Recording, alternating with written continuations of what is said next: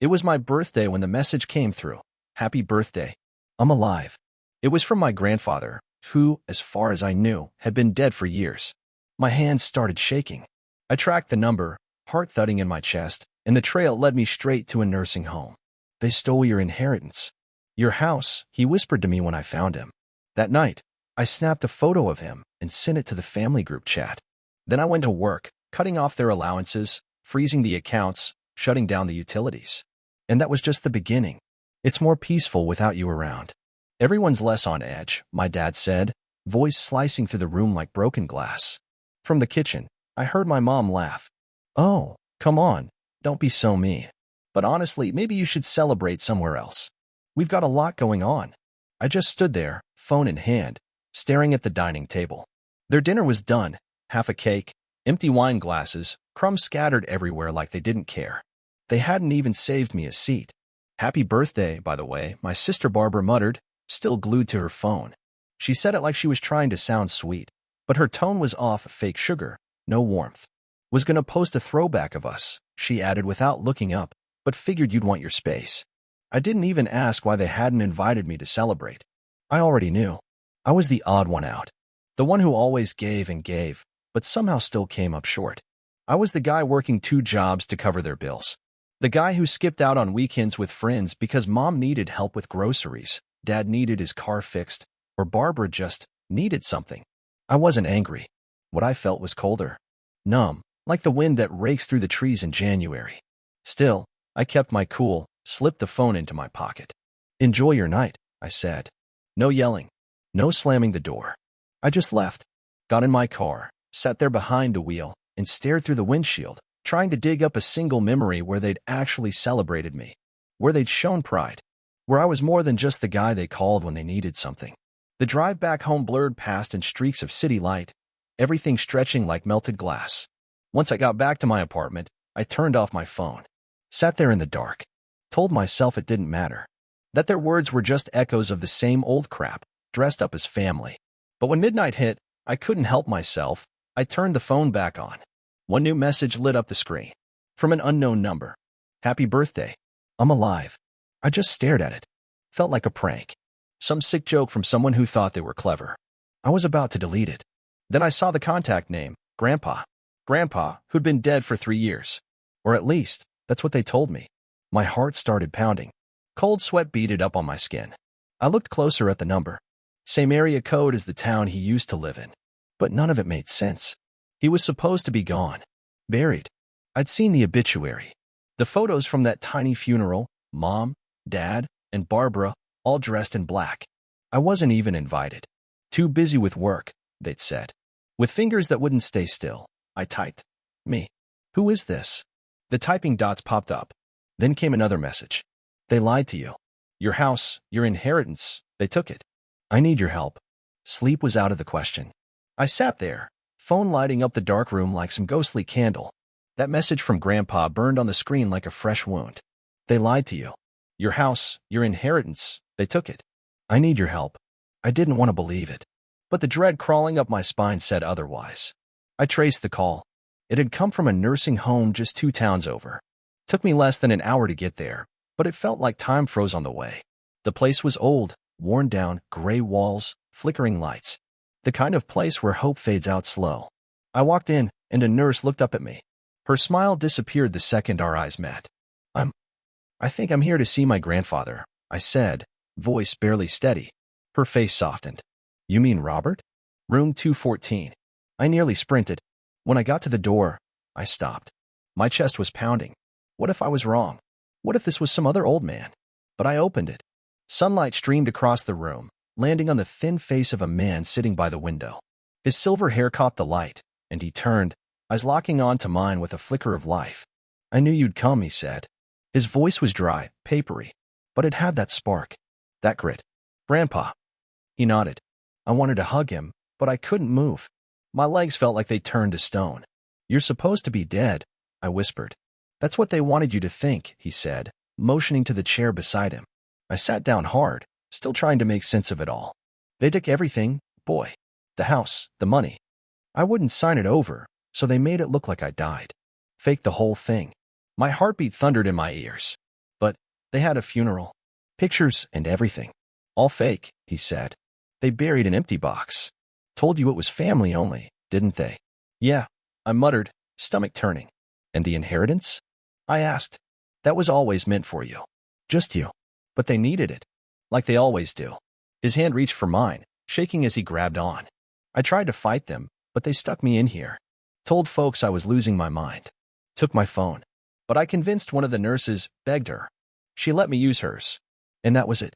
That one truth cracked something open inside me. The cold, distant numbness turned into fire. I stood up. I won't let them get away with this. Grandpa's hand tightened around mine with surprising strength. Be careful, he warned. They'll do anything to hold on to what they stole. Anything.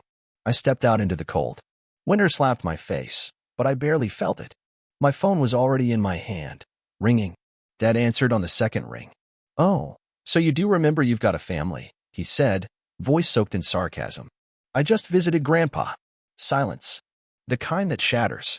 I know everything, Dad, I said. I know what you did. You've always been ungrateful, he snapped. Save it.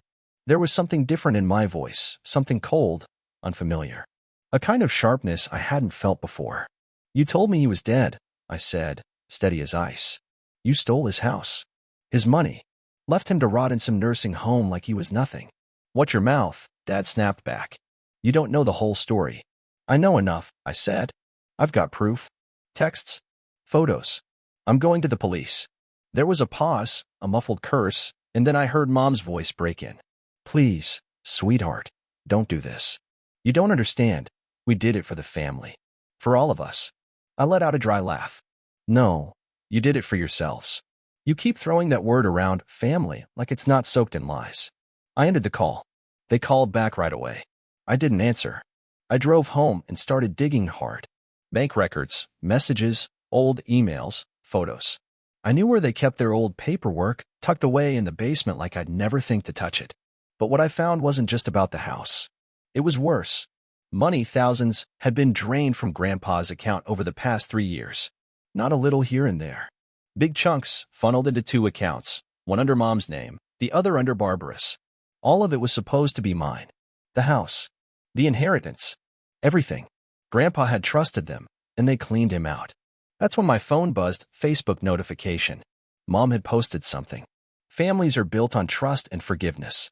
Some people just can't let go of resentment. And the comments came flooding in, relatives, family, friends, all ready with their knives.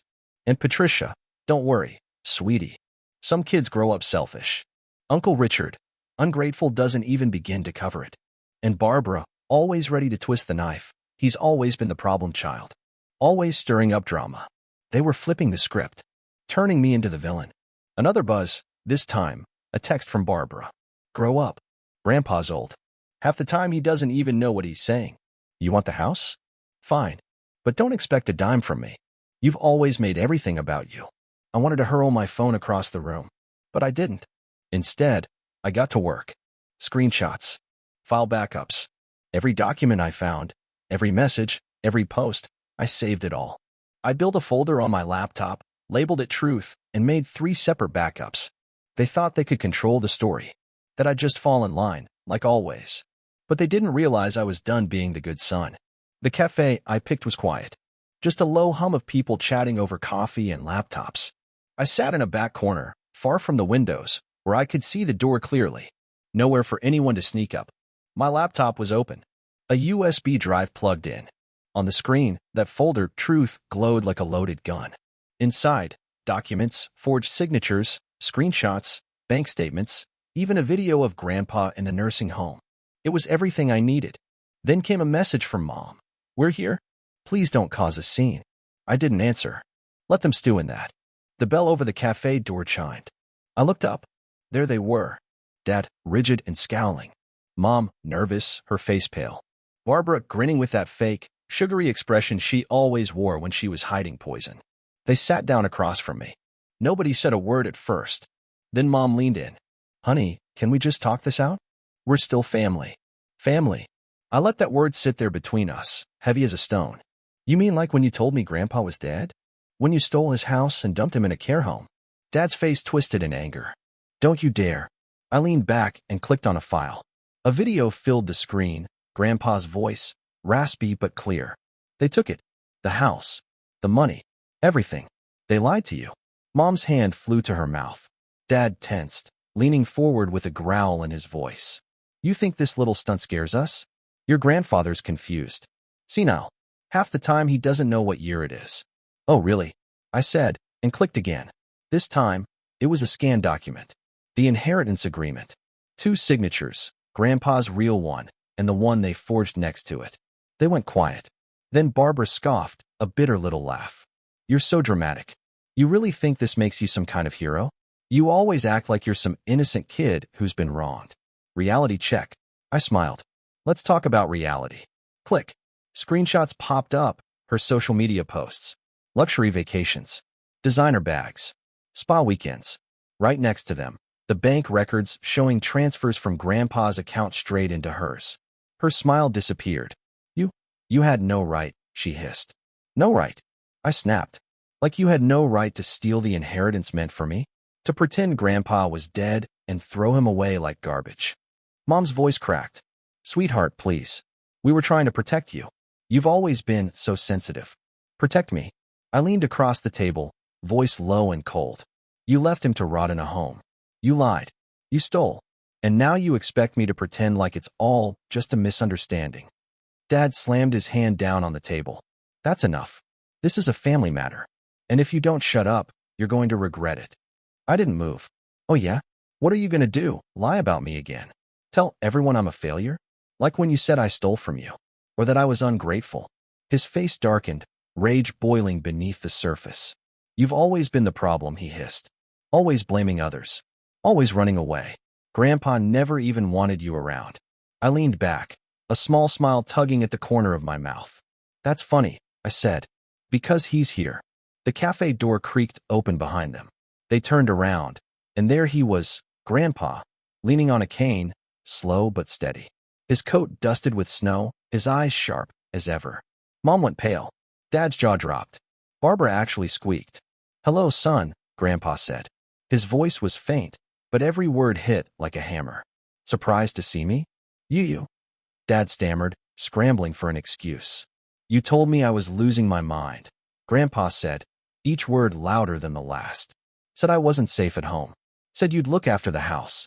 That the money was for the family. But all you looked after was yourselves. Mom's hands were trembling. Please, Dad, Mom said, her voice cracking. We did it for you. You couldn't live alone anymore. We tried. Grandpa's voice had an edge now, sharp and clear. You tried to lock me away?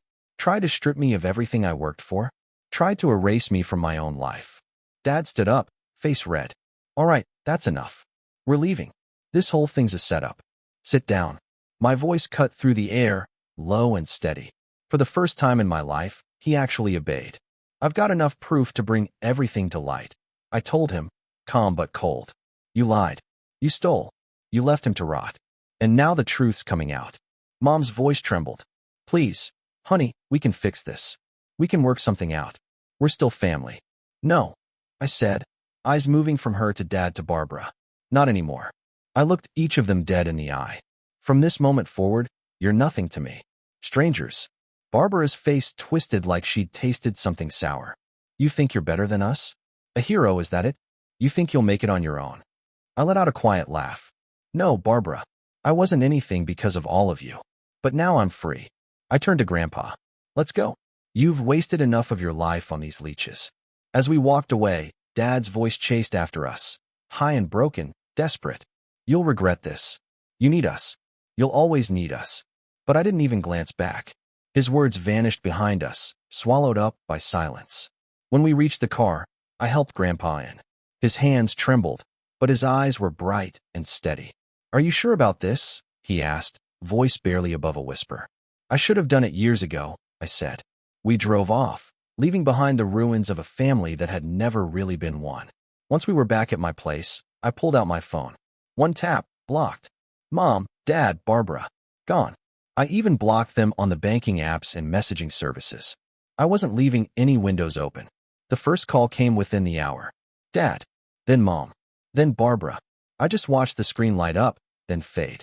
Grandpa sat nearby, watching me like he couldn't quite believe any of it. "You actually did it?" he asked, softly, as if afraid the moment would disappear. "Yeah," I said. "I did." The next morning, I started cutting all their lifelines. Called the bank, revoked their access to every account I'd ever opened for them. Turned off all the automatic payments that had been covering their bills, their loans, their comforts. Then I called the utility companies, electric, water, gas. "Cancel it," I said. "Transfer everything to the new legal owners." All of it had been in my name. Every service. Every monthly charge. I'd been the one footing the bill. Not anymore. At noon, I drove over to the nursing home. Packed up Grandpa's things, just a few bags and boxes, but heavy with everything they'd tried to strip away. The staff stared as I moved. I could feel their surprise. "He's coming home," I said. My voice was cold, sure. Grandpa climbed into the car, slowly. But when he sat down, he smiled, really smiled, for the first time in years. "I thought I'd die in there," he said, barely audible, like he didn't trust the moment yet. "They wanted you to," I said. "But they don't get a say anymore." We pulled into the apartment I'd already rented. Spacious, sunny, with a view of the park. He stood in the living room like it was a dream. Is this all for me?" "For us," I told him. "For you, and for me." I called the lawyer that afternoon, made sure the inheritance was finally clean. No forgeries. No lies. Everything put right. Then I turned off my phone. The days that followed were peaceful, eerily so at first, but I welcomed the quiet. In the mornings, I made coffee and sat by the window, watching the sunlight shift through the trees. Grandpa started waking up early, reading the paper I brought in. He even started cracking jokes again. "You know," he said one day, "I always wanted to plant roses. But your father said it was a waste." I smiled. "We'll plant them here. As many as you want." But of course, they didn't give up that easy. A week later, I was coming back from the store when I saw her, Barbara, sitting on the front steps of my building, arms wrapped around herself, face twisted in something like desperation. "I know you can hear me," she yelled as I got closer. "You can't just leave us like this. We're your family." "Family." I walked past her, pulled out my keys. "Family doesn't bury people alive." She grabbed my arm, eyes wet with tears. "It was a mistake. They just wanted what was best." "No," I said, pulling free. "They wanted what was best for themselves." I opened the door and walked inside. "You can't live without us," she screamed behind me. "You've always been weak." But she was wrong. I was free. The next morning, the last strings were cut. The utilities in their house were shut off. I got an update from the lawyer. They tried to get everything turned back on. The bank turned them down. No credit left. No help coming. Mom called more than 20 times that day. I listened to her voicemail, her voice thick with sobs. "How could you do this? We're your parents. We made mistakes, but you didn't have to destroy everything." Her tears didn't move me. Then came Dad. First he shouted. Then he cried. Then, silence. His last message was quiet, bitter. "You've destroyed us. But we'll come back. You'll never be happy without us." I smiled and deleted it. That evening, I stepped out onto the balcony with a cup of tea. Grandpa was already out there, wrapped in a blanket, watching the city lights. "You're stronger than I ever thought," he said. "No," I said, sitting beside him. I just had nothing left to lose. We sat quietly, watching the skyline flicker. And for the first time, I felt no guilt. No fear. Just peace. Later that night, I opened my laptop and took one final step. I donated a large sum to a nonprofit that helps elderly folks who've been financially abused, people like Grandpa. The amount? Exactly what they tried to steal. Then I changed my number. Wiped every trace of their names from my phone. Now I had one real family. And I would never let anyone use me again. The courtroom was quiet and cold, like a battlefield just waiting for the first strike. My lawyer stood tall, confident, walking the judge through every detail. Forged documents. Stolen money. A family's betrayal, laid out in black and white. The evidence was stacked high. Stolen transfers from Grandpa's accounts. In that video, Grandpa, pale but steady, looking into the camera and whispering, "They buried me alive." Dad was the first to snap. "This is a setup," he shouted, practically shaking. "He's just using you. He's manipulating everyone." The judge didn't even flinch. "Robert," she said, voice firm, "sit down." Dad fell silent. Mom clung to the arms of her chair, eyes blinking fast like she was trying to cry, but the tears wouldn't come. Barbara didn't say a word. She just stared down at the polished table in front of her, pale as a ghost. hands trembling. They had nothing. Every lie had been peeled back. Every theft laid bare. Then Grandpa stood, slowly, but his voice was stronger than I'd ever heard. "They stole my life," he said, eyes locked on the judge. "They locked me up and tried to erase me. But my grandson, he brought me back." The judge's gavel came down with a sharp crack, final and full of weight. "All property and financial assets are to be returned to Robert and his grandson. The defendants must vacate the premises within 7 days." Dad's face contorted like something inside him broke. "You can't do this. That's our house." "No," I said, rising to my feet. "It never was." 7 days later, I returned, with Grandpa by my side. A sheriff's cruiser was parked out front. Movers were already at work, hauling bags and boxes onto the front lawn. My parents were on the porch, Dad red-faced and shouting, Mom crying, and Barbara frozen, like the whole scene hadn't registered yet. "You can't take everything," Dad screamed, trying to break free from the deputy's grip. "I didn't take it," I said, voice calm. "You stole it. I just took it back." Mom rushed forward, dropping to her knees in front of Grandpa. "Dad, please. We messed up. We made mistakes, but we're still family." Grandpa looked down at her like she was a stranger on the street. "You are not my family," he said, voice cold as winter. Dad stepped toward us, fist clenched, rage in his eyes, but the sheriff was quicker. He stepped in and shoved him back. "Sir, this is your final warning." We watched them get packed into an old, battered car. They looked smaller now, shouting over each other as the doors slammed shut. Their lives had turned against them. And we started over. We turned that stolen house into a real home. Fresh paint on the walls. New furniture in every room. Roses planted out front, bright, alive, a burst of color and hope. There was a smell in the air I hadn't known in years, fresh soil and peace. Every morning, Grandpa walked the garden with his cane tapping gently against the stone path. He moved lighter, freer. One morning, he laughed. "Your father always thought he was clever," he said, grinning at a blooming rose bush. "But he never figured out there's a difference between being clever and being wise." "Looks like he had to learn that the hard way," I said. But of course, they didn't vanish completely. Letters started showing up. Mom's came first. "We were wrong. Your father's health is getting worse. We need your help." Then Barbara. "I lost my job. I'm broke. Just a little help, please. Anything." I read every word. Then I fed them to the fireplace. The flames danced and curled around the pages like they were swallowing up the last traces of their lies. Dad never wrote. But I heard things, word got around. He'd lost his job. Debt piled up. Started drinking again. Of course, he blamed me. He always did. One evening, Grandpa and I sat on the porch. The sun dipped low behind the trees, the sky burning orange and gold. The roses swayed gently in the breeze, their petals glowing in the fading light.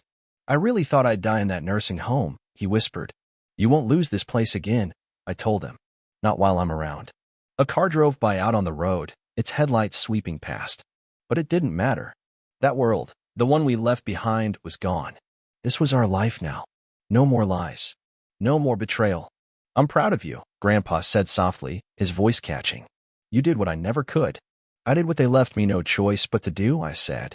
And in that moment, I felt it, like something heavy finally fell away.